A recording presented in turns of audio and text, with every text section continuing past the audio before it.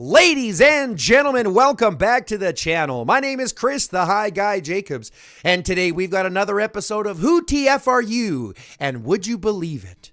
Finally, the one and only Z Doomsday. Welcome to the channel. Thanks, brother. Appreciate it. Yeah, long time coming. Yeah, we've been chatting about this for a while. I guess, obviously, you know, IRL always has its hand in every cookie jar, right? Obviously, yeah, but no, pleasure to be here, man. Thanks for having me. Good to have you. So thankful. So let's introduce you to the group here. Obviously, the community knows you. Z Doomsday is one of the top streamers, one of the top YouTube content creators, and live streamers. One of the only live streamers that is actually doing Doomsday live streams. So don't hesitate to check him out on his channel when he goes live. Lots of information, lots of education during those. He's been playing now for 1,135 active days. Almost 4 years. That's painful to think about, yeah. Kind of, a little bit. But it does come with a ton of information about the game, knowledge about the game, and with that, a lot of people that are looking for your advice. Yeah, you could definitely say that. I've definitely seen the game go through all of its phases thus far, and yeah, a lot of information comes with that. I think that's definitely steered the channel for sure. But also probably one of the frustrating pieces, right? Because I feel like even with yourself, we've kind of asked for these resources and stuff to be a standard thing from IGG, and we just continue to get nothing with it. So, I mean, it gives you and me something to make videos about, right? So that's right. We do have content that we get to create because of it. And even though IGG doesn't pay us anything for it, I think that the community that the community payback that we get, you know, kind of pays itself in droves in that sense. You know what I mean? Oh yeah, for sure. So let me ask you, what got you into Doomsday to begin with? Like, what was it about the game that kind of got you hooked? So I mean, I've been playing games like this for about 10 years or so, in one shape or form or another. Most recently being like Rise of Kingdoms and stuff, and I think it was like one of my buddies from the Alliance or something like that just made mention that this game was similar in terms of like the combat and, you know, being able to fight in the field directly and stuff instead of just the point and click on bases and what or basically that whole style. Right. So yeah, came and checked out the game like that, and yeah, kind of just came over from there. I mean, Rise of Kingdoms had no shortage of its own issues and stuff, and so I was kind of looking for something new, but it's kind of unfortunate because it seems like Rise of Kingdoms has almost fixed all their problems and listened to their community, and we're still asking. So we're still crossing fingers. Well, it's I mean, I wish I could say that IGG, you know, it's its first crack at it and it's like a new company or something. But let's be honest, IGG's been doing this a long time. They know what they're doing. You know, it's not. I don't think it's necessarily about the game or about the experience anymore. It's all about their bottom dollar. I'm pretty sure we can agree. Yeah, no, I feel like that becomes more and more obvious. I don't know. It's kind of almost like the carrot on the stick, right? Like they'll give you like a little bit of hints here and there, or like they'll put out like those dev notes or whatever that like make it seem like they're on the right path. But I mean, we've already been waiting how long for most of that stuff? So June. I mean, let's be honest, June, right? June. That was the date. Save the date. But and every single time, it's like all the stuff that'll be released by Q4 of this year. I'm like, dude, we're in Q4. You got like 2 months. And none of it's done. What are we? We're due for another crossover event at this point. So listen, I used to think that I had problems with procrastinating, but this is getting to be ridiculous. Someone forgot their meds. Yeah, I get it. No doubt. And I only started taking meds like 6 years ago. So imagine doing that without it, you know? So anyways, I mean, you've been playing for over 1,200 almost 1,200 days. Let me ask you, you've seen the game go through a lot of its ups and downs. Where do you see it right now? Where do you kind of see it on its path where it is right now? Well, that's a good question because I feel like that question gets asked a lot. Like, you know, obviously you have the long timers that are like, oh, you know, back in the day, if you had just, you know, a whale was recognized by their white parts and the amount of troops that they had, and that was it. And then armaments were introduced, whatever have you. But, you know, a lot of people could say like the peak of the game was multiple places. But I even remember back then, because there were such few spending events, each white part, there used to be like a saying, costed an average like of $1,000 to $1,500 per white part to get. And so, you know, you can say that the game has changed, but I feel like it almost costs the same because they've definitely made it a lot cheaper to get things. They've just introduced many more things to get. So I feel like the ceiling, right? The ceiling of like what determines of like how strong you are and how impactful you could be has definitely gone up the more and more they put in but I feel like the cost factors kind of stayed the same. I think it's easy to forget that, yeah, a full set of white parts back then cost you, 25 G's anyways. So, But then again, back then, 25 G's was a much bigger investment for that. Like the impact of having white parts was a much bigger thing than having like one yeah, or two white, compared to what it is now.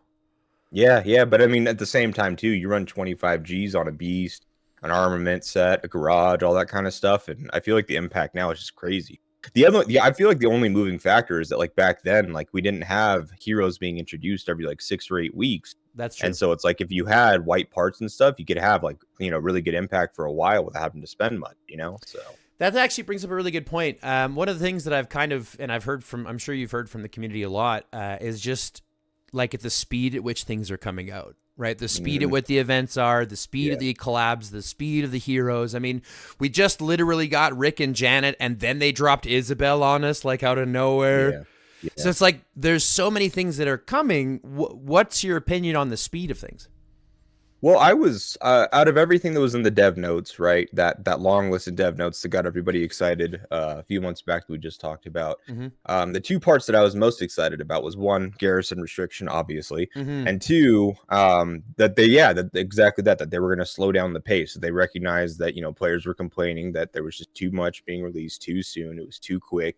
Time to slow it down a bit and focus on the actual main components of the game. And it does not feel like we've gotten to that part of the dev note at all. And then we may have overlooked that part. Maybe that's what's coming next June. Who knows? But I'm in the same boat because like even myself, like we were running with Riven on Garrison. We had Stella on Garrison, which was like a rally hero based on, the way that she was built in her toolkit and stuff. And so when Boyd came out, I was super excited to have Boyd and be like, oh, wait, we finally have an infantry hero that has infantry, garrison, and skills as a talent tree setup because we were the only ones that were missing that. And lo and behold, what was it, like not 6 weeks later or whatever have you, 4 weeks later, we had pretty much a counter to it coming out with ranged. So it was like, okay, well, that was very short-lived, even though we waited a long time for it. So yeah, I'm in the boat where I agree. The game does need to slow down. It just there's no slowing down in sight. So yeah. So taking a look at how that is, I mean, because the way that I kind of bring it back, you were looking at what white parts were before, and I kind of look at it as like back then where you'd spend 1,000 to get that white part, like you mentioned, you'd have time to use it. You'd have time to kind of like, get a chance to get to know the things that you're building. Do you know what I mean? Yeah. And now, unfortunately, like you mentioned, it's like you have to save up so many frags so that when the new hero drops, you can have them awakened right now. So see what they're like, because otherwise, trying to fill out older heroes now is at such a breakneck pace. It's like impossible to do and keep up, right? Yeah. So Sorry, go ahead. No. I was just gonna say. So you started in region 23. And you're in 164 now. Yeah. Was there a lot of transfer between those two regions, or did you just kind of like sit up and find 164 and go from there? No. So we started in 23, and this was back in the day where even Island Raid wasn't released yet. But you knew that KVK or cross server events were going to come. Things like Island Raid and Genesis War and whatever other events that we've had, Dark Seal. So you knew it was coming. But basically, like the only real fighting that you had was the internal, pretty much dramas that you had within the regions and stuff. And the alliance that we were unfortunately kind of under, that ran the region, was SMHS. They're still a very active alliance. And they pretty much ran the region of, hey, we started this game out in like, or some of us started out in like region 11 or whatever it was. We're starting in this region with new accounts because when the gates open up, because there actually used to be a migration restriction back then, we're going to bring in our accounts from 11 and other players and stuff, and we're going to make this a really strong region for cross-server events. And so it was kind of ran as a dictatorship. So basically any other alliance besides them got burned, and they had a thing in place where you actually had to pay them a certain amount of resources every week. Otherwise your alliance got burned, and they pretty much drove the whole... Oh, yeah. And they drove the whole region out. And so we went from there to region 7, because some of our members were actually from 7 as well. So we went to 7, did that thing for a while. And first Island Raid, we met it was an alliance called like Mini Boone. It was like Boone in all lowercase. They were associated with them, Mm-hmm. and they were out of Region 6, and they were just like this great fighting alliance, and that's kind of what we were looking for. So we brought again all of our members to Region 6. Now, mind you, this was again before the cheap migrations, and Yeah, so this is an now, expensive migration cost. yeah. So we're saving up. You know, you're saving up the migration fragments and all that stuff because you can only buy so many per month back then. So it took a couple months, and then we all went to 6, and then Darksteel came out, and because of like we had strong players in the region and stuff that were in our sister alliance, we kept fighting like top alliances and whatnot, and eventually pretty much our sister alliance migrated out to like some 200 plus region, and 164 was just like, hey, we have like a free third alliance, whatever have you, and we need some fighters from Darksteel. Can you guys come out here and help us with Darksteel? Basically, like we can't get any rewards because of it, and so Right. yeah, we migrated out there and took over, and that's where we've been ever since. Jeez. And that was all before the immigration changes happened. The 1 to 164 was after it had happened, because in Darksteel you used to be able to get those migration tickets as well. Oh, that's right. That's right. Yeah, That yeah. was one of the only places to The get one them to from.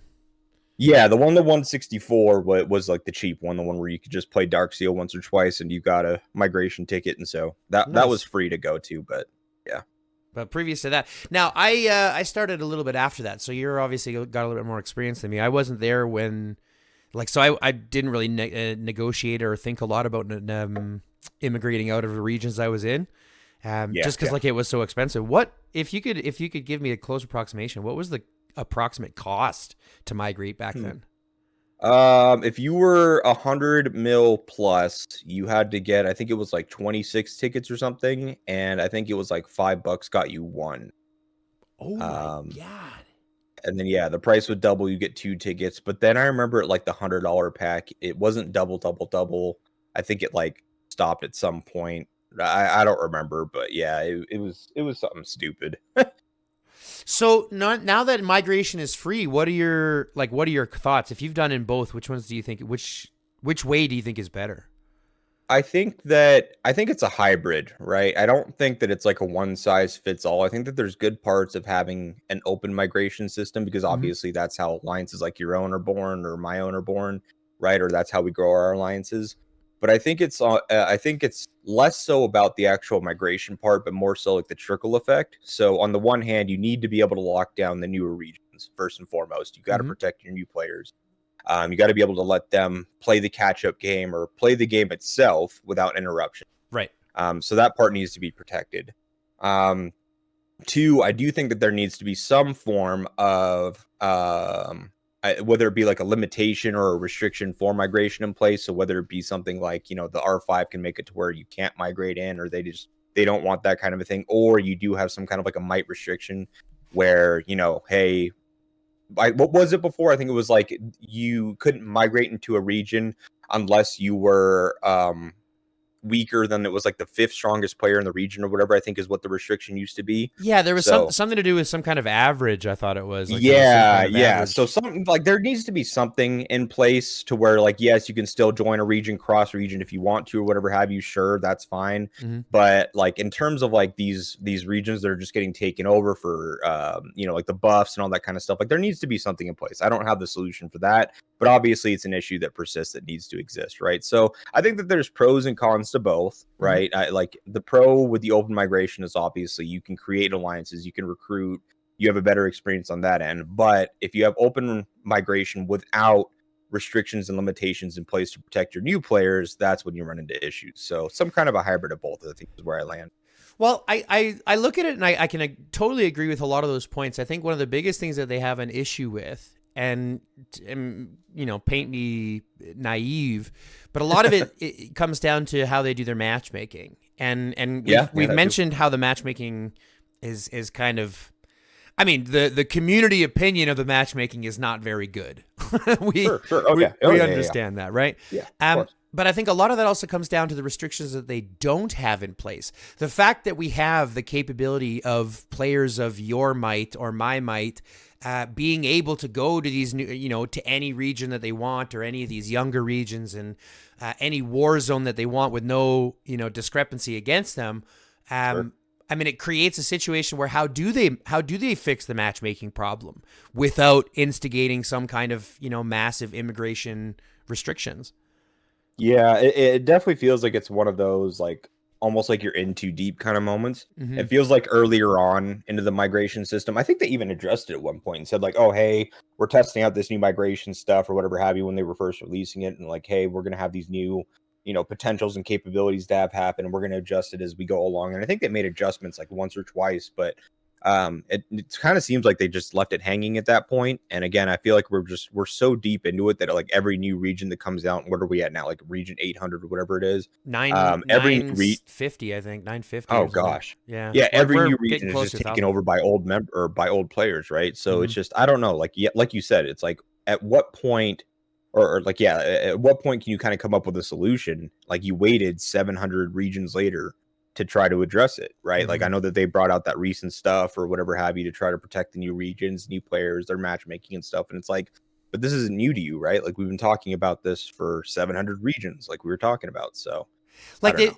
they bring out the budding, the whole budding aspect to say all Oh these my brand new god. regions, and I'm sitting here going like, that's a good idea in theory, but in reality, it doesn't Yeah, work. it's just Apex Part 2. Yeah, I've seen the players there. It's crazy. Yeah, and I mean, even just looking at, I mean, you and I ended up in the same IR, and we can look at Mhm. something like that. There's no reason why GROP should have been in that bracket, No, right? not at all, man. I know. That's yeah, that still gets me. So, but I did notice something. I'm not sure if you noticed. When I was looking at the IR brackets, they weren't done Mhm. by rating.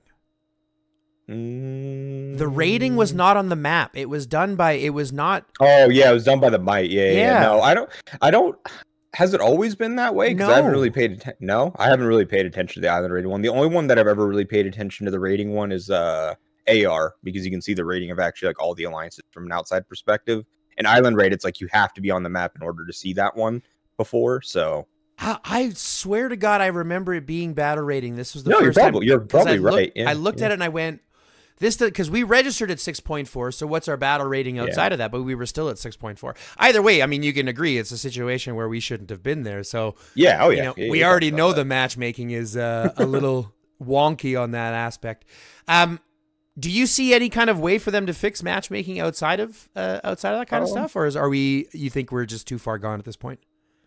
Well, the migration system and the matchmaking system are kind of two different things. Yeah, they're obviously like intertwined, and there's co-parts to that. But the matchmaking system itself is honestly one of the, let me put it like this: the skeleton to the matchmaking system is one of the better ones that I've seen. Like there Mm-hmm. isn't many games that actually have a battle combat rating like type system. A lot of Sure. games that we've played, maybe you're familiar with, are they'll usually match make based on like region age or alliance age or just strictly alliance might. They have like these just pretty much almost like static variables that they match Yeah. make on, as opposed to like battle rating that actually incorporates like, okay, we're bringing out armaments, bringing out beasts. That's actually going to attribute to it, that kind of a thing. Mm-hmm. So in that sense, it's good. 100%. Yeah, And I agree. when you look at like AR, if you go to like the map and you just take a look at the battle ratings of the alliances in there, it actually does fairly well. The problem that it has, and this is like the last 20% of it that they really need to fix, is that it doesn't have a good way to parse. If you have 6 alliances that are 16 bill battle rating and 2 of those alliances have mega whales and the other 4 don't, it doesn't have a good way of recognizing that and trying to split it up and make it even on the map. Mm-hmm. It matches based off of battle rating, period. And so what you'll see many times is that in AR or whatever have you, you'll have one legion that has 3 mega whales and one legion that has no mega whales at all, and it's already been decided at that point. It's Sure, doing sure. great matching on the battle rating. It's Yep. just the variables within the battle rating it kind of has an issue with. So Now, speaking of the battle rating, do you know what goes into it? Because, like, on all the research that I've done, it's still, like, the algorithm is still very, held close to the chest. it's yeah, it's very troop heavy, or it has been historically. There's obviously been changes to the battle rating with like the most recent patch. And Yeah, I this think most people have recent seen that with one. like their Pompeii. Yeah, people have seen that with like Pompeii. Their Yeah. combat ratings are way down lower and stuff. So I think that they dialed it back, at least from what we can tell. They dialed it back from the troop side of things. So it's Mm-hmm. less troop heavy and more of your other pieces. We did test it. You are still able to impact your Pompeii rating. You've never been able to actually impact your off limits rating. So that's what we were comparing it to. So if you were to remove armaments and that kind of stuff for Pompeii, you can still impact it, or at least prior to this most recent patch, we haven't had a Pompeii since then yet. Right. But the off limits one, you could remove everything and it doesn't change. So yeah, it used to be. Let me just go back to that. It used to be troop heavy, and then all your other pieces kind of fell into place. There were some variables that you couldn't change. Like if you go to your garage, it specifically says, like in the information tab, like your battle rating is going to be based on your highest might that you had. You can't change that. And so, yeah, your armaments, your beast chips, stuff like that, you used to be able to impact it. But I mean, really outside of that, your guess is as good as mine. Yeah, I've also heard it includes things like how often you log in and your win-loss ratio. Yeah, your activity. I mean, you see the win-loss stuff with like Pompeii, right? Like you'll get good matchmaking for 6 matches in a row. Then all of a sudden you'll match against SSI. Like we've seen that. Like that definitely impacts your actual matching itself. I don't know if that impacts your battle rating, but I think that impacts more of like, okay, you're getting matched on your battle rating, but who you match against is going to be matched against other teams that have won or whatever have you. That seems to make sense, or at least co-align with the way that we've seen the behavior with like Pompeii and stuff. But other than that, yeah, we're all speculating at that point. Do you would you like if IGG was to explain how we had the battle rating, or do you prefer it to be more of a so that we don't have a way to manipulate it or No, that's a good point. I was gonna say, like, it would have to be, again, a similar hybrid thing where they would have to address one thing while addressing the other. Like, hey, here's what we do, but now you can't change it, but at least we're being transparent. I think that goes back to a bigger issue where I think that IGG in general just has an issue with transparency, where, for example, I think you talked about it in one of your videos where in one of the more recent changes, they said that, hey, combo encounter is going to be more impactful. But what does that mean? Like they left it as like one line, like, hey, we've made it to where counter and combo on beasts are now more prominent. But it's like, what did you do then? Like, is it enough of a change? Yeah, like what were they not doing before? Yeah, is it enough of a change that I should go for it now? Like I think you were saying that, like, oh, for players like me that are balanced, this helps us even more. But it's like they could have changed it by 2%, and you'd never even be able to tell the difference. But because they brought it up 2%, they can say, oh, we improved it to make it even better.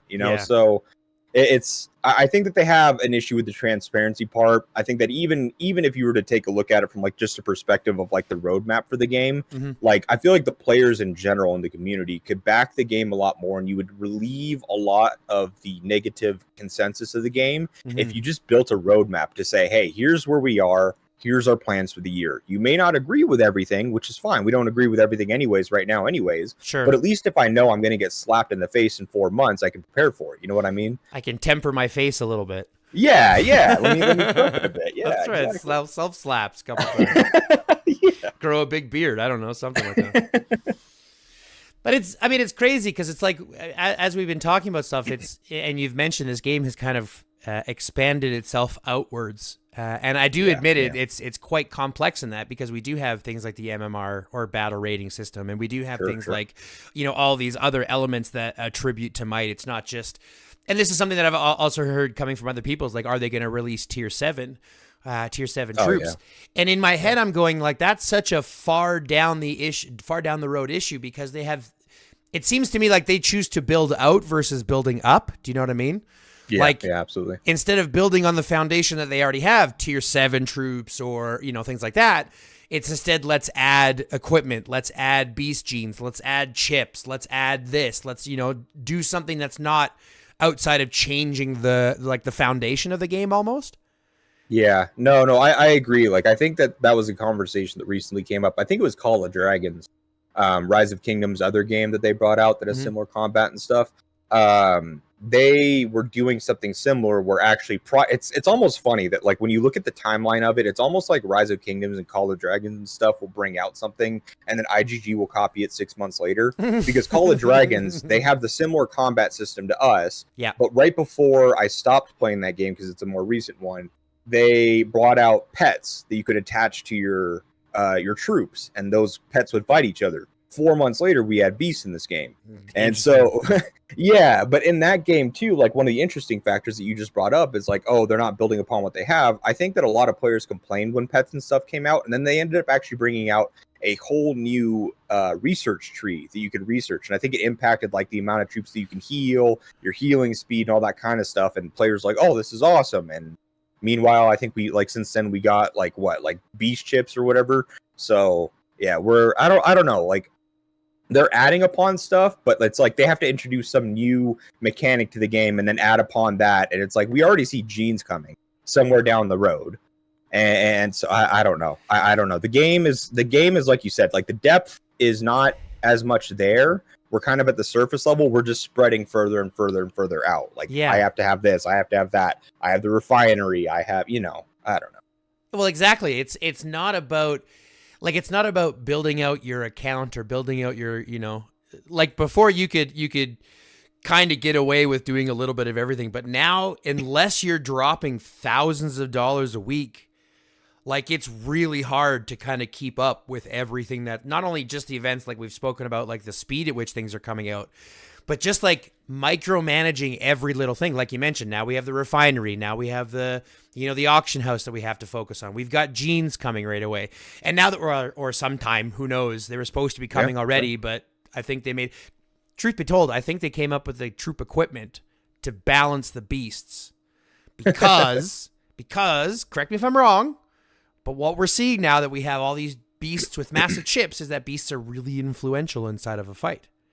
Oh, yeah, very much so. Right? They're doing a ton of damage, a ton of troop loss, especially if you're going up against a subpar beast. If you have got a good one and you're going up against a subpar, you know that you're demolishing an extra damage and troop loss.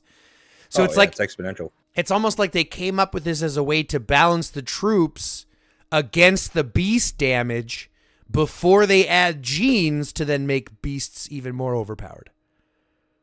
Yeah. Well, I mean, I could see that for sure.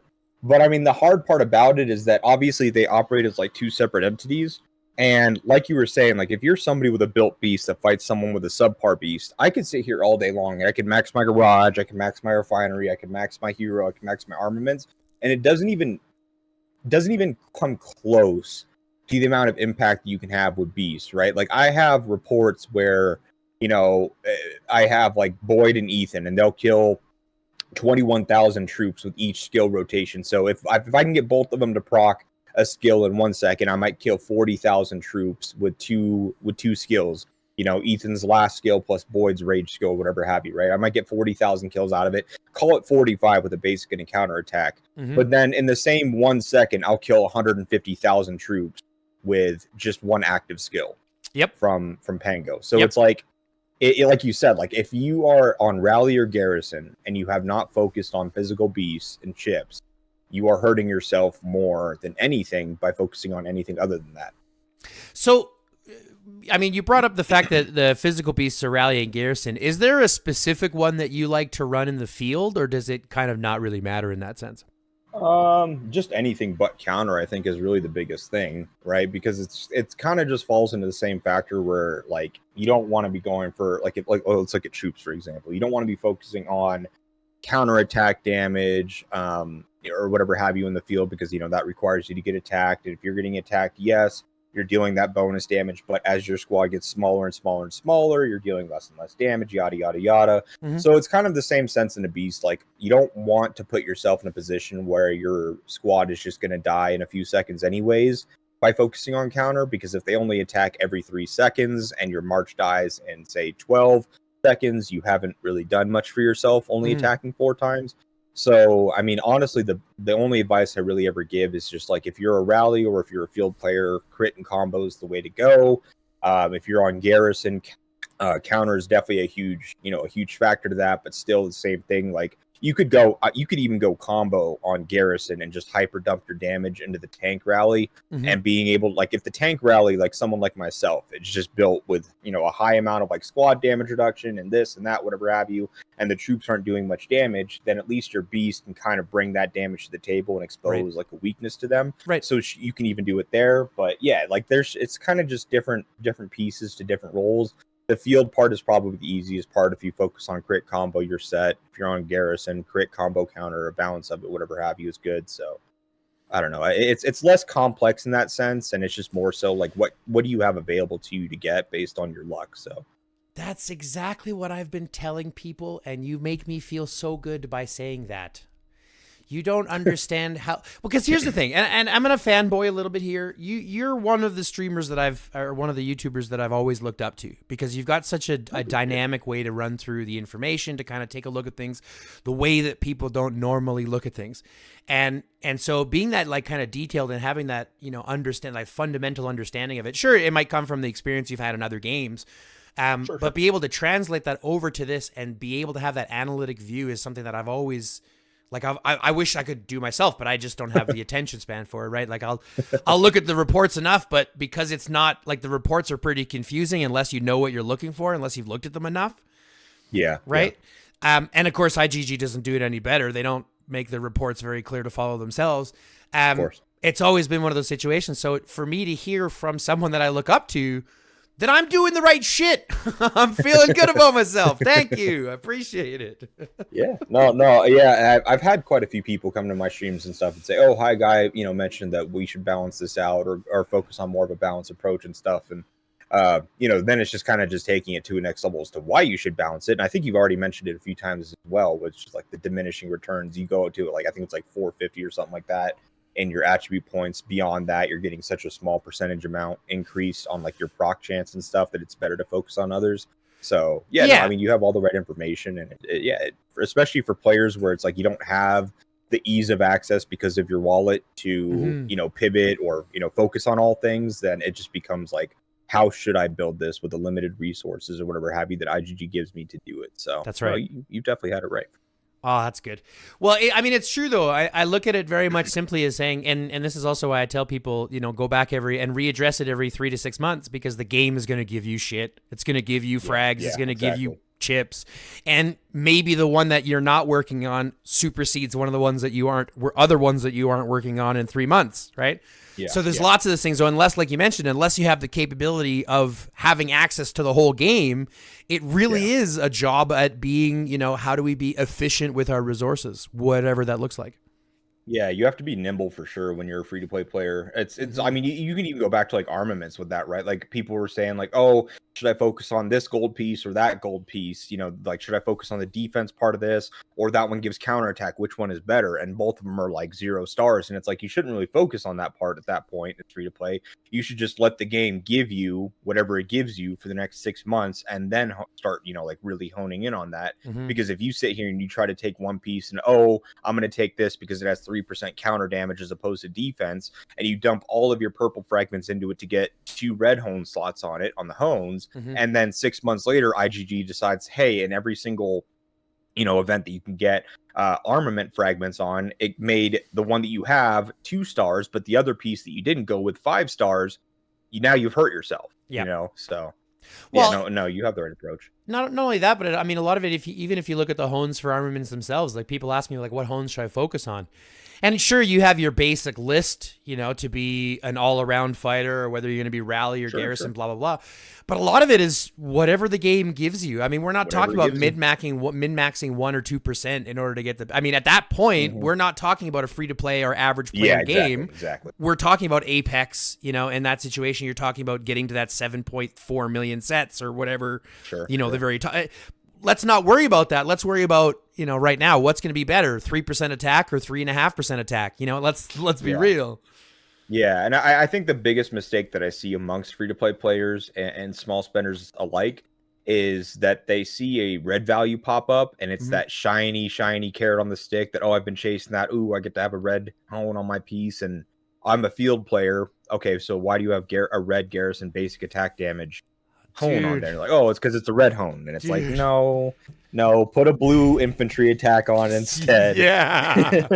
I don't know how many times I've had to say that same thing. You have a red, but it's literally doing nothing. You have a 0 hone there. You've got a nothing hone there. It's red. It's a red 0. Fucking fail. I don't know what else to tell you. Yeah, and then it's usually followed up with, sometimes I garrison. So it's like, how often? We have 4 garrison leaders in front of me. Okay, so we have a garrison basic attack damage home that's red. on the off chance that you need a 5th tier garrison. And you got tier 5 troops. What are we talking about? Yeah, exactly. What are we? Exactly. Oh, I'm looking for the future when I will be garrison. Okay, homie. Let's understand something right now. If you haven't jumped into that pool, if you haven't started to build up that pool, you're not going to like fall into it later. It's not pick a different pool. Go to the paddling pool, wherever it is. Let's go to the hot tub. Yeah. Take a shower. So, anyways, we've been sitting here chatting for a while. I do have a couple more questions that I do want to kind of get and pick your brain a little bit about. A lot of it is kind of regarding the mechanics of the game, just because, like I said, you know a little bit more about it than the average person does. So, as you said right now, you said that the game itself is it pretty much still has about the same cost to access as what it did in the past. Where do you think a person's value is now on where to spend their money? If, even for the small amounts that we do spend, where do you think that is going to be the most impactful? For the longest time, it was definitely armaments, and then like garage and stuff like that. Beasts more so if you were like a garrison or rally player and stuff like that. In the field, you can get away with not doing beasts just because, again, they attack every 3 to 6 seconds. And if you're in the field, ideally you're fighting with your alliance, you're in a murder ball, yada, yada, yada. Right. So, you can likely avoid the beast side of things by just getting away with having some beast in your slots, but not having to focus on it really. So that was it for a long time. I would say that with the refinery that has pivoted, I would say that like the refinery aspect, if anything, is more important than the armaments if you have access to it. Armaments, obviously, you are able to do from a free aspect, right? Like you have to approach this conversation with somebody who's coming in as a new player with both spending or non-spending. If you're a non-spender, armaments, because you obviously have access to it. Right. If you're a spender and you're newer to this game, refinery is the way to go for sure, because it might take you 500, 750 hones just to see a squad damage hone or whatever have you on on a gold device, whatever have you. Right. And you could get a 3% squad damage or whatever have you refinery piece. And instead of that just impacting one march, now it impacts all of your marches. And I see this consistently with new players more and more and more now, where they do understand, hey, I should focus on one troop type, one role, that kind of a thing. And so it kind of complements that. So if you have 3, 4, 5 marches that are infantry, rider range, whatever you're going to do, obviously the refinery becomes even more and more valuable at that point because it is impacting all those marches. So rather than getting armament pieces for one march, you could go into there and you could very easily, I would say for 15,000 gold or less, you could kick yourself, 24, 25% ranged attack with a few percentage points of range damage as well. I did it on one of my videos.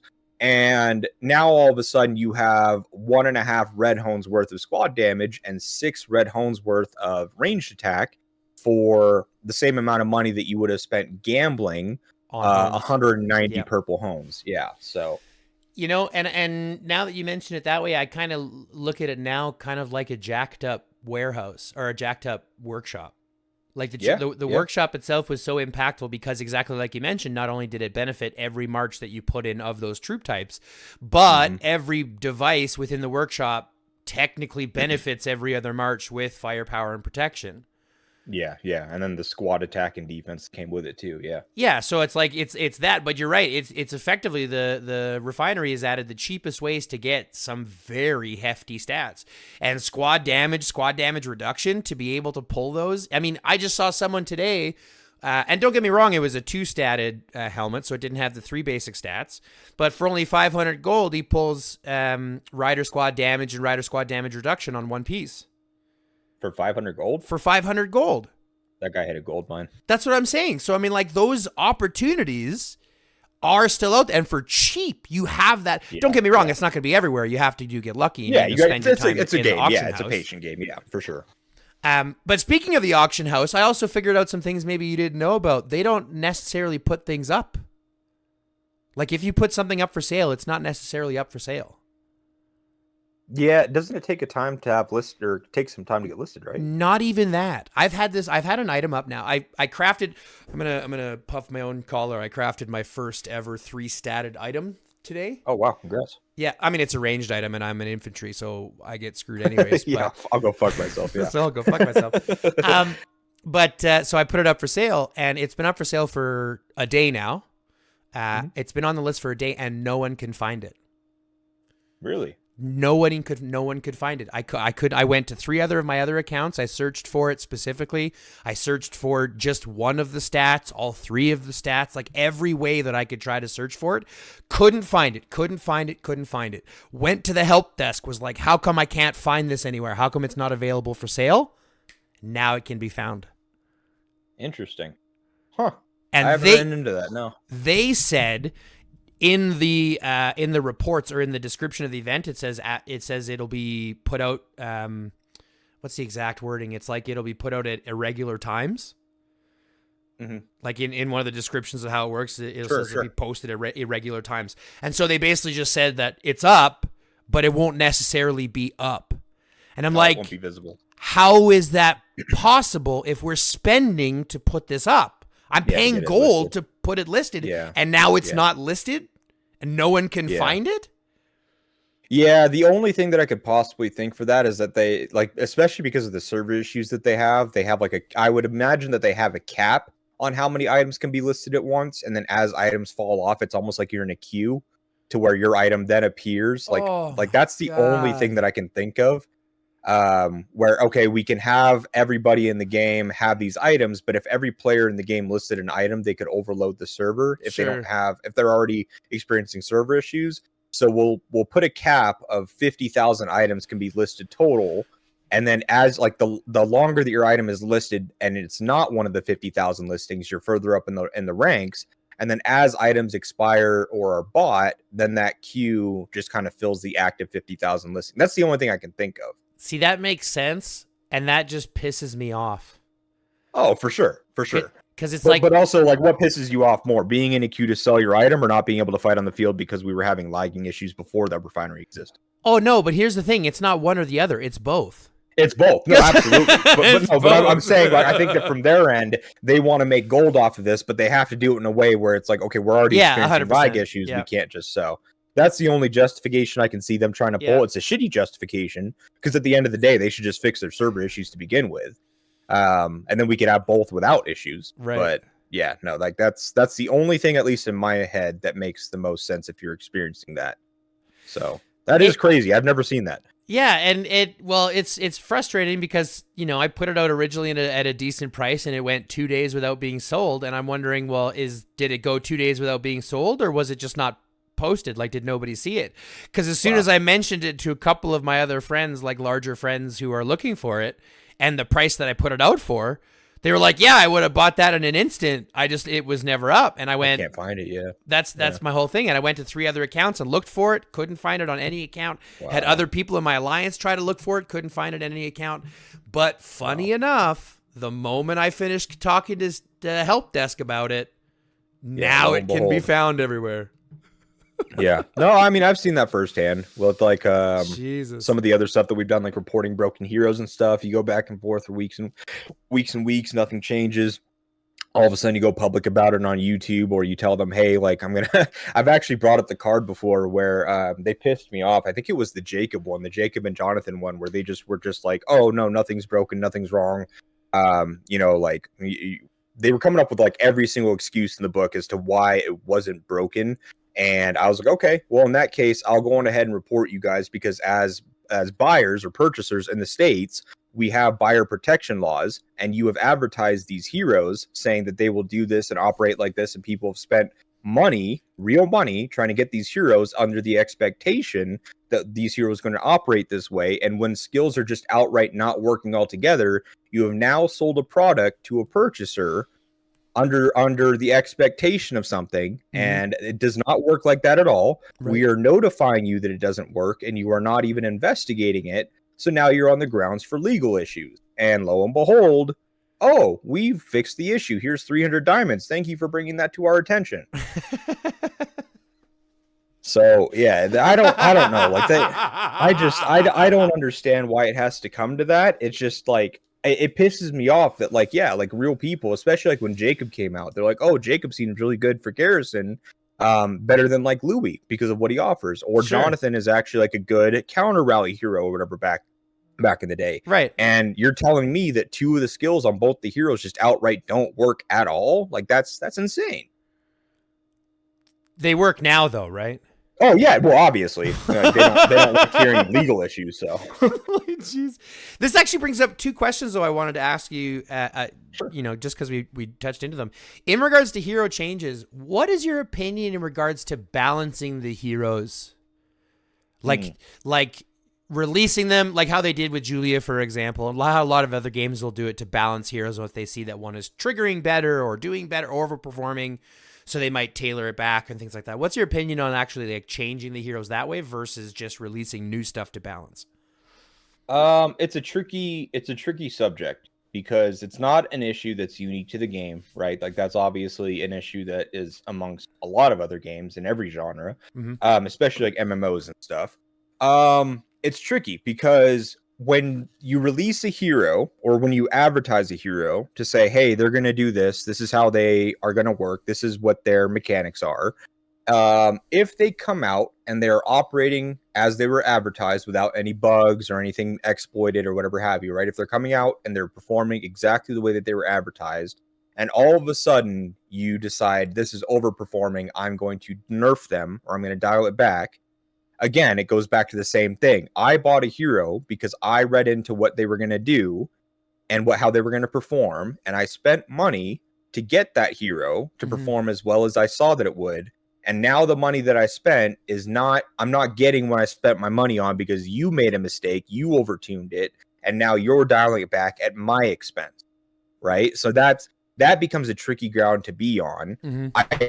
That's not me excusing it either. I think that just goes back to like a fundamental issue that they have where they spend too little time, maybe building these things out and testing it and doing that kind of stuff rather than, like you shouldn't rush it and get it out the gate. But at the same time, too, releasing other stuff to then nerf that, it's like, that's the right thing to do because that's just kind of technically called like a meta shift, right? Like we're like, okay, this is the meta of infantry for the 6 months and Boyd is going to perform really well. And that like, this is where the emphasis is going to be. And then in 6 months, we're going to bring something out that maybe counterplays to that. And now that's going to be the meta for 6 months. And then after that, like that's like a healthy meta shift. That's how you make it to where infantry isn't always dominating 24/7 forever in the game, right? Infantry has its 6 months, the next 6 months is range, the next 6 months is or right or whatever have you. That's kind of like the seasonal, like if you look at other games like MMOs or RPGs or whatever have you, you might have like 3 or 4 classes perform really well for one season, then the next season is 6 months, another 3 or 4 classes perform really well, right? Like that's how you implement that balance to make it to where everything is actually appealing. It's just that because of their release schedule and it being so short, you get away from that feeling of having actual metas and stuff to where infantry is good for 6 months, then range. Now it's just like infantry is good for 4 weeks. Now range is good for 4 weeks. Like it's too short of a time span. Sure. But you mentioned MMOs. A lot of MMOs, like your Smite, like your League of Legends and things like that, they do tweak the heroes. As they release new heroes, they will go back and tweak the older ones to make everything more balanced. And the only reason I bring this up is because if you didn't notice, something that I was actually informed of, they changed Sven. So Sven got buffed. Right? Yeah. And I think the clown guy got buffed as well. Yeah, no. Of course. Like, there's obviously like taking like champions from League of Legends and buffing them up to make them relevant again and stuff. I'm just talking about like when you're saying like, oh, like Julia was the example you brought up. They brought Julia out and they immediately nerfed her like very quickly out the gate after. Yeah. Like that's different than saying, okay, like, just Sven was in the game and he's been in the game for 2 years. He's just not used it all. So we're going to buff him up a little bit to make him more prominent. Right. You see that like in League of Legends and stuff where like you'll play in the jungle and they'll be like, oh, such and such like, Mordecai or like Blitzcrank. I remember they did it once on him where Blitzcrank was just absolutely killing it in the jungle. And they're like, okay, he's like overperforming in the jungle. He's supposed to be a support champion, right? But we're going to tone down his beat or his damage to monsters because he's not meant to be a jungle hero. Like that's a different optimization than just outright releasing a hero and saying, oh, they're just doing too good, we're just going to peel it back. Sure. Especially like when it costs money. And I guess Julia might have been a bad example just because that is kind of one of the examples where they did drop her and she was doing over like she was way too good. But I look at even the Sven change. The Sven change was recent and they didn't tell anybody. Yeah, like again, that goes back to the transparency issue that we talked about earlier, right? Where it's Yeah. just like same thing with the combo, the counter. Like you can bring up a magnitude of things they have changed in this game that players had to find out on their own. And like how like I feel like the backbone to any game, even like with you, with like your YouTube channel and stuff, like all of that is built on a trust foundation. If they don't trust what you're doing, if they don't trust your content, it's hard to build a community at that point. Same Mm-hmm. thing with your game. If you don't have a community that trusts your game, and even if we don't agree with everything that you're doing, if we at least know that there is a like a back and forth conversation that can be had, especially when you're asking the community in Discord to submit feedback changes and like recommendations that we want to see change to the game, if you're opening that pipeline for conversations between us and the devs to say, hey, here's what we see issues with, here's what we would like to see in the game and stuff, if you're opening that up but you're not telling us what's changing when it's happening, then you've eliminated the trust factor. Mm-hmm. So let me ask you a question. Do you trust IGG? Obviously they know what they're doing. They like you said, they have multiple games, right? Yeah. This isn't the only game that they have. They know what they're doing. They know how to make money. They know how to appeal to spenders and that kind of a thing. I just feel like 90% of the issues and the backlash and the stuff like that they have with the community could be solved if they just got better at communicating and listening. Like those are kind of the two things. There's a huge disconnect between them and the community, I think is the biggest point. If they were to just, you can't just sit here and tell me that you care for the community and, oh, thank you for submitting the survey. You know, here's the survey based on our recent stuff. Please submit it because we value your feedback. Don't tell me that and then just blatantly ignore all the feedback that you get anyways. And then when you do release stuff, like not do it in a sense where it's like, hey, here's what we're releasing and here's why it's going to benefit you as a player, as opposed to like, it just seems like they're just kind of sitting on their own island releasing stuff and then we just have to deal with it. You know what I mean? Like there's no, 100%. it doesn't feel like a relationship really, kind of the best way to. It feels like an abusive relationship. Oh, absolutely. If- Yeah, the toxic ex you yeah. can't leave, or you keep going back to. That's you waking up to the game every morning. Yeah. She's not hitting me, I swear. He's not hitting me. Yeah, I can change them. Yeah. I can change them. Yeah. YouTube, I'm doing this of my own volition. No one's being hurt. Okay. Don't demonetize me. You know, Z, it has been a great conversation. We have been chatting now for almost an hour. I can't believe that. It's gone absolutely just by, just gone through. I almost need a cigarette. You know what I mean? Like, it's been great. Oh, I know. After all those slaps, I bet. Don't tell my wife it's what I'm into. No, but for reals, I got one last question I want to pass by you here before we wrap up for the day. And it's the same question I ask everybody. If you were to have the ears of IGG, if you were to be able to give them your best advice, what would you tell them to give this game the best longevity that we can get out of it? What would be your advice to them? Oh God. I mean, I feel like there's something in every category you could give them. I would just say the transparency factor. I would definitely say like, hey, you need to recognize that these are players that genuinely care about your game. You know, at the very, very, very least, you can let us know, maybe even just like again, like a roadmap or a timeline. You see that plenty of times in new games that come out. Here's where we are today. Here's the changes coming out in first quarter, quarter 2, quarter 3, quarter 4. Here's what we have planned for the next year or whatever have you. Mm-hmm. Build a roadmap, be transparent with your community, because even though, again, we may not agree with every change that's coming, it's much better to know what is coming and being able to be nimble about it, adjust to it, you know, have expectations, like know what's going to be changing with the game, rather than just like, you know, hey, we're complaining about this, that, you know, we're vocalizing these issues. And then their response is, hey, here's a new crossover event. Here's a new skin for Rubina and stuff like that. Just blatantly feels like we care more about this game than you do. Like that it needs to be a back and forth. Give us some insight into what's changing in the game and what's coming and stuff like that. So at least we feel like, you know, we know the game that we're playing, right? Rather than having to be like reactive to everything that comes out. I think like that doesn't solve any of their issues or any of the ongoing stuff that's going on right now, but at least it gives the community a little bit more of a sense of like inclusion to the game itself at that point. So, well, it makes it feel like we're not just being used. yeah, absolutely. I think like a lot punching bag, it feels. Yeah, a lot of players like feel like the developers don't care about us; they only care about our wallets. And Sure. And as much as we can both agree that a game has to make money, there has to be a relationship that makes me want to give you my money. And right now, the only reason I give you my money is literally because of the rest of the community. You know, I've made good connections with friends and people that I consider family, and a lot of that, you know, you can consider it the price of access, but in the same breath, it's kind of, you know, it becomes habitual. It becomes, you know, part of the community itself. You become, you know, a representation of your own group.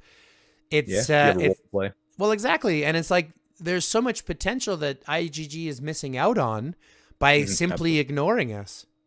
Yeah. No, I agree. And I actually, it's funny you mentioned that because I completely agree, especially like it's kind of unique, not necessarily like an R5 like yourself, but like as an R5, you obviously want to lead by example for one.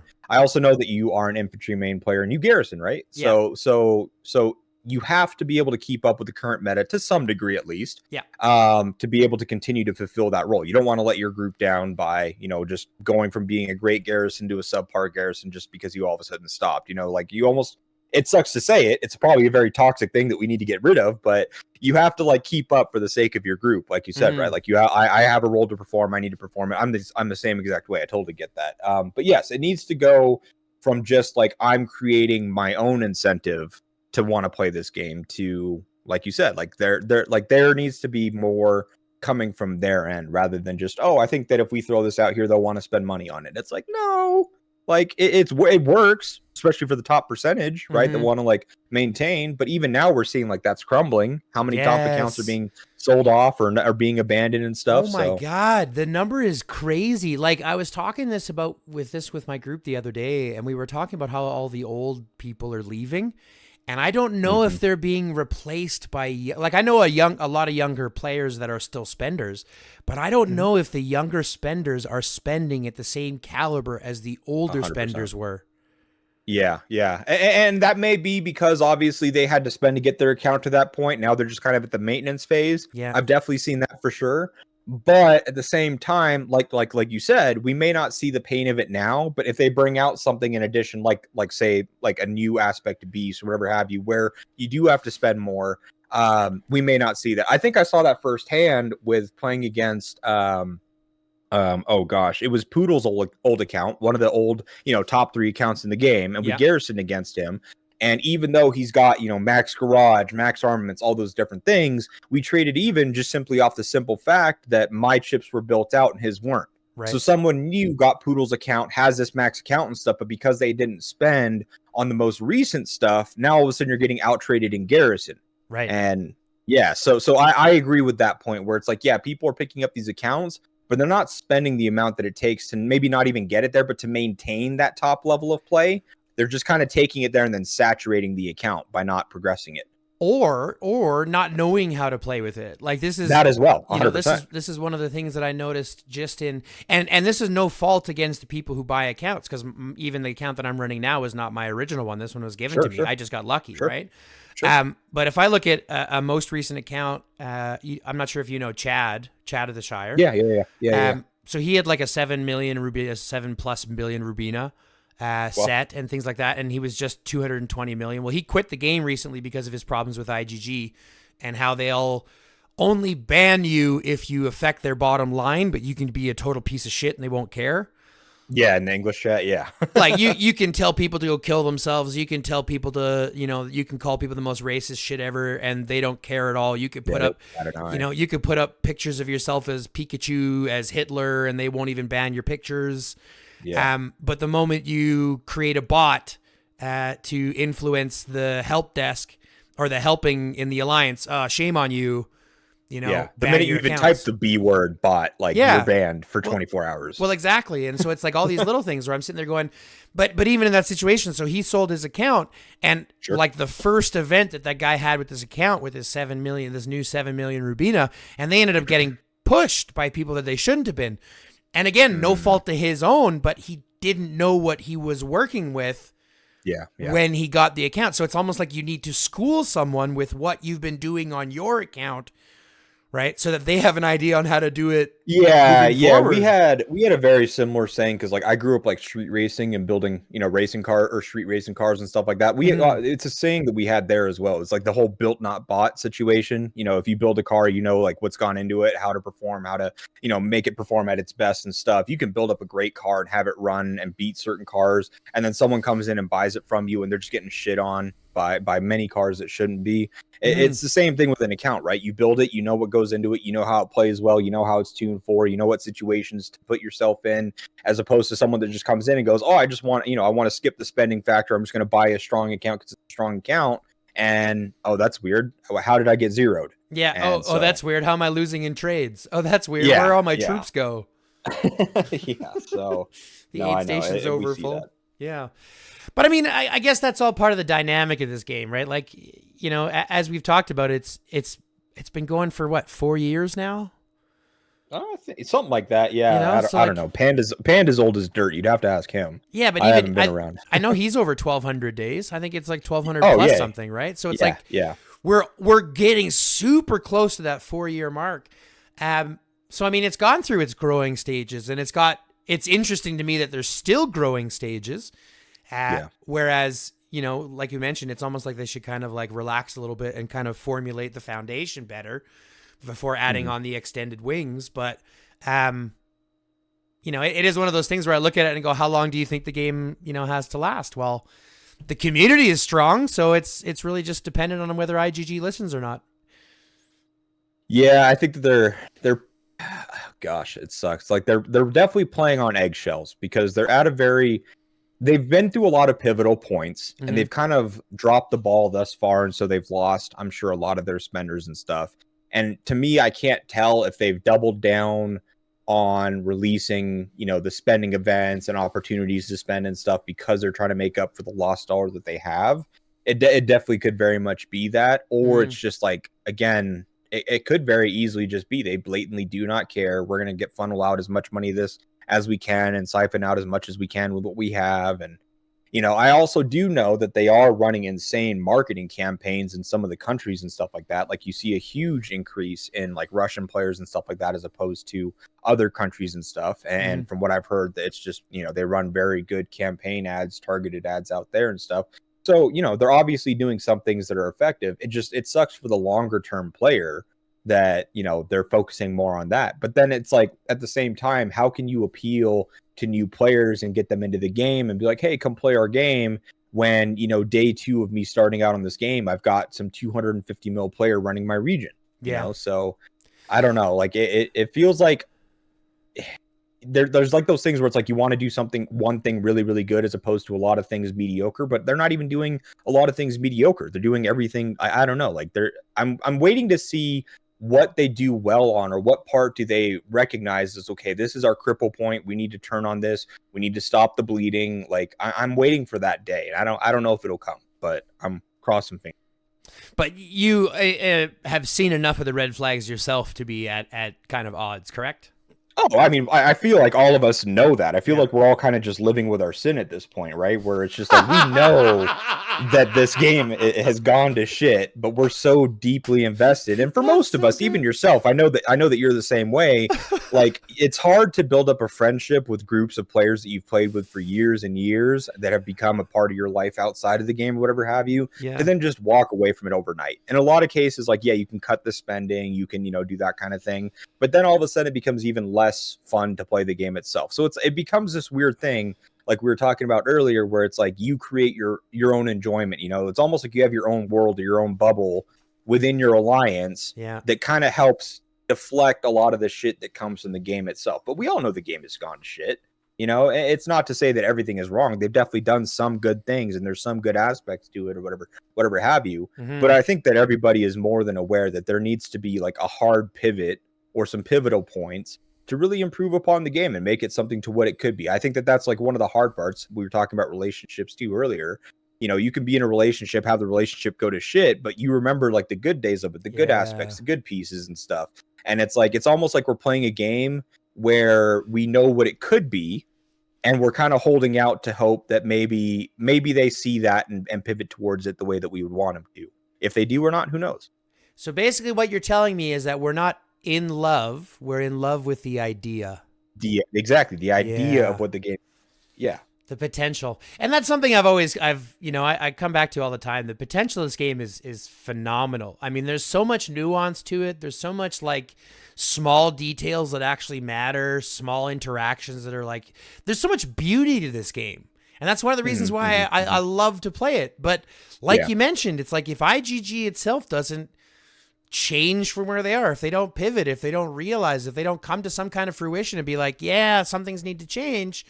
Well, I think we're already starting to see, the effects. And I don't want to say that the game is dying, because there'll always be people that will play it.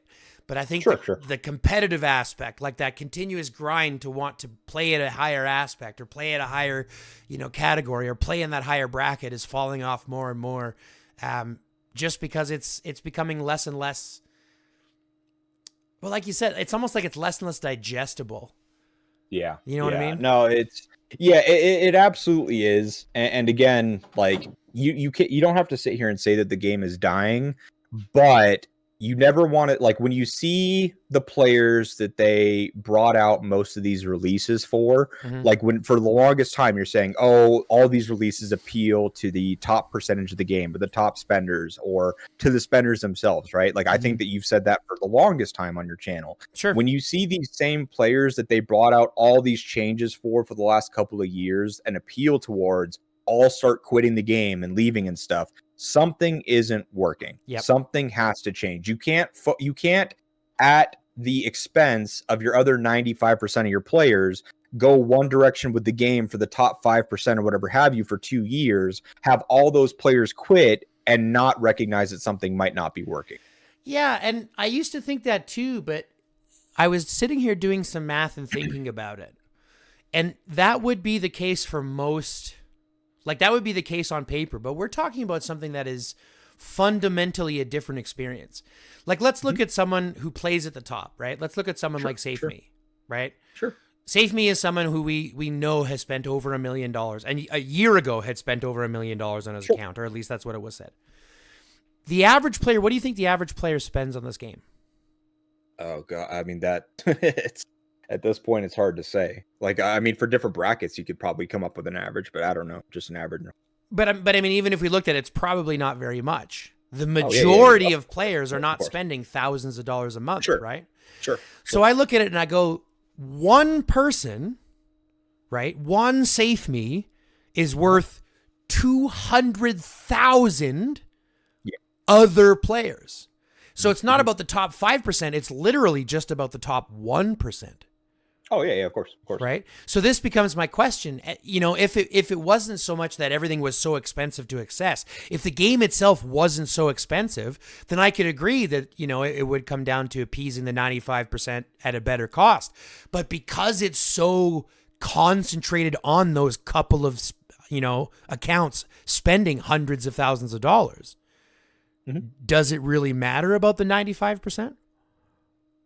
Again, like, so I think we're kind of saying the same thing, because I think that exact approach is what they've taken for the last 2 years, where they say, okay, Save Me, Poodle, Venom, like any of these top players, Coco Bongo and stuff, like these are the players we're going to appeal to for 2 years. Yep. But now that you have even Safety getting his account zeroed and he just doesn't give a shit about the game, there's rumors that he wants to quit. Again, don't take that with a grain of salt. Yeah, you have all these other like top players like quitting the game, Toto, all these other players and stuff leaving. Now all of a sudden your business plan that you built the whole game at for the last 2 years, and you already did the expense of pissing off the other 98% of players, you pissed off the 98%, and now the same players that you appease to try to say, oh, hey, like our accounts are maxed out. Okay, we need something new released. This. We're going to do this to keep getting money out of them. When they start leaving the game, and now the people that are getting their accounts aren't spending nearly as much, now you've shot yourself in the foot twice. Yeah, in the same foot. Yeah, exactly. Yeah. Ow, twice. Fuck. Yeah. So that's kind of where I'm at with it. I totally agree. I was looking at it a totally different way, and then you explained it to me, and it made more sense. So I appreciate that. But either way, we've been going longer than I thought we were going to be totally frank. So I am glad that we've been able to do that. I want to give you one little thing here before we wrap up here. First off, I want to say thanks very much for taking the time to do this with me. I know it's been a long term coming, but at the end of the day, it's been an absolute blast. I do want to give you one chance here to give a shout out to any of your friends or any of the people that you'd like to say hi to who might be watching you here. I mean, honestly, like I don't want to pick favorites or nothing like that. I mean, just for me, I just simply just a thank you to the community as a whole. I think a lot of people that watch your videos probably watch my videos as well, and vice versa. The community itself has built your channel just the same as they've built mine, and for different reasons. But at the same time, just as much as you do, and I know that you call them out and shout them out in every one of your videos as well, just want to say thank you to the community as a whole. I hope that the videos that Hi Guy and myself put out, and for means to like educate and be able to help you players, I hope you find or continue to find value in that. I hope you guys recognize and realize that we literally only do this because of you guys. There's nothing on our end that we really see as any benefit to it. But I think there's just a sheer enjoyment. I could probably speak for Hi Guy on this, but a sheer enjoyment of helping other players and helping 100%. other players try to enjoy this game. In the midst of the game releasing updates that may not be the most appealing, we try to be the light at the end of the tunnel, or a little bit of a light in a fairly dark game at the moment. But yeah, no, just a huge shout out to the community. You guys have been awesome. You guys have built our channels, given us a platform and stuff. And if there's anything that we can do to continue to help you guys, I don't think Hi Guy or myself would ever hesitate to do it. So yeah, no, my inbox is always open. Yeah. I spend a lot of time in that inbox helping out people with random questions. And I, like you mentioned, it's something that I really appreciate doing. I think you'd also agree, the responsibility that the community has kind of given us is a badge of honor in my sense, to know that people, come to us for advice, take what we say with understanding behind it and put it into effect. And then when they do, to see them benefit from that, I think that really kind of sings to what the community does as well for us as creators. Because as we've mentioned, IGG doesn't really care. They don't really care about us at all. And even when it comes to a lot of other games, I know a lot of other games that work with their creators or work with content creators specifically, and IGG, has even taken a step away from that. So, it's a great experience nonetheless. I wouldn't be doing this for anybody else. I think, like I said, the game has a ton of nuance. It's a beautiful little creation. I just wish that IGG cared more about it. I wish that they cared about it as much as the community cares about it. Yeah, I think we're all holding out to where hopefully in 6 months we're biting our tongue and, biting back on our words and, oh, we wish the game would be better. Maybe in 6 months it is. Who knows? Maybe in 6 months the game is gone. Who knows? But until then, we'll be here making videos. So yeah, and I'll be the first one to tell you that if they come back and start doing some good shit, I'm going to support them just as much as I drag them through the dirt. So yeah, I know. We're being drugged through the shit and we're still here. So yeah, exactly. Maybe. Well, that being said, folks, we're going to wrap it up here. Again, one last shout out to Z Doomsday. If you haven't yet, check out his channel. Discord information is in the description.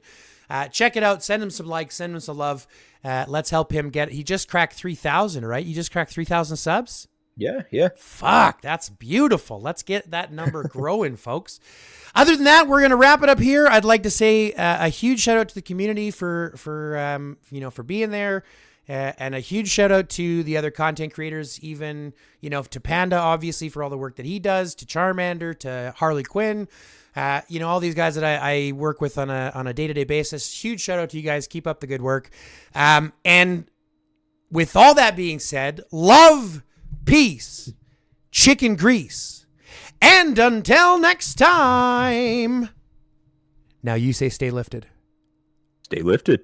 3, 2, 1, let's go.